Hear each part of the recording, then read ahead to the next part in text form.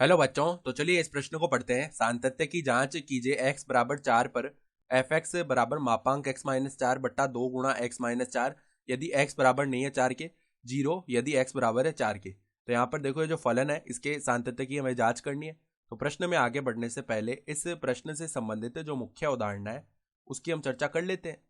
तो देखो, हम जानते हैं यदि यदि एफ एक्स एक्स बराबर ए पर सतत हो,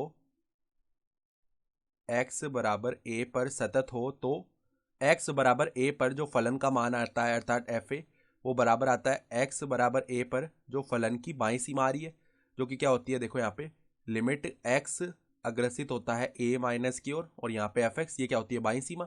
और ये दोनों मान बराबर होते हैं x बराबर a पर जो फलन की दाईं सीमा आ रही है, यानी लिमिट x अग्रसित होता है a प्लस, और यहाँ पे एफ एक्स आता है। ठीक है, तो अगर ये तीनों मान बराबर आ रहे हैं, इसका अर्थ हो गया कि x बराबर a पर फलन एफ एक्स जो है वो सतत है।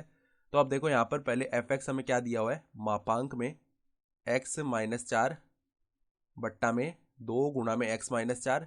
ये मान तो कब है, जब x बराबर नहीं है 4 के। और देखो, और हमें एफ एक्स का मान 0 के बराबर दिया हुआ है जब x बराबर है 4 के। ठीक है, तो अब हम बात कर लेते हैं जब x 4 से बड़ा होगा और 4 से छोटा होगा। ठीक है, तो अब इसकी अगर परिभाषा बनाएंगे ना हम, तो जब मान लो x 4 से बड़ा है, तो ये जो मापांक में x माइनस 4 है ना, तो मापांक के बाहर सदैव धनात्मक संख्या आती है।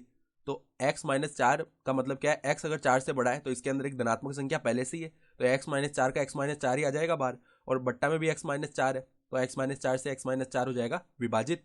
तो बच जाएगा हमारे पास में क्या, केवल 1/2 बच गया। ठीक है, फिर देखो जब x बराबर 4 है तब हमें क्या मान दिया हुआ है, 0 दिया हुआ है। और जब x का मान 4 से छोटा हो जाएगा तब यहाँ पे माइनस एक्स माइनस 4 के रूप में बाहर आएगा, तो x माइनस 4 से x माइनस 4 विभाजित हो जाएगा और हमारे पास केवल -1/2 बच गया। तो ये आ जाएगा फलन का मान। सही है, तो अब हम क्या करते हैं, सबसे पहले हमें x बराबर 4 पर देखना है ना सातत्य, तो f4 का मान निकालते हैं। तो हमें बताया हुआ है कि x बराबर जब 4 है तो फलन एफ एक्स का मान 0 है, तो ये तो 0 आ गया। फिर देखो यहाँ पे हम क्या करते हैं, बाईं सीमा निकालेंगे। तो बाईं सीमा बराबर में देखो लिमिट x अग्रसित होगा 4 माइनस एफ एक्स। सही है, तो अब देखो यहाँ पे x के स्थान पर हम 4 माइनस एच प्रतिस्थापित करते हैं और यहाँ पे h को अग्रसित करवा देते हैं 0 की ओर। ठीक है, तो यहाँ पे f 4 माइनस एच ही आ जाएगा। तो अब देखो फलन के अंदर जब x का मान 4 से छोटा है तब देखो x का पद ही नहीं आ रहा है, सीधा -1/2 आ जाएगा। ठीक है, तो बाईं सीमा का मान -1/2 आ रहा है क्योंकि x का पद ही मौजूद नहीं है, तो हम ये मान रख ही नहीं सकते कहीं पे। फिर देखो दाईं सीमा, इसी प्रकार दाईं सीमा निकालेंगे तो वो क्या आएगी, लिमिट x अग्रसित होगा 4 प्लस की ओर और यहाँ पे एफ एक्स आएगा। तो अब x के स्थान पर 4 प्लस एच प्रतिस्थापित करेंगे और h को 0 की ओर अग्रसित करवा देते हैं, तो f 4 प्लस एच आ गया।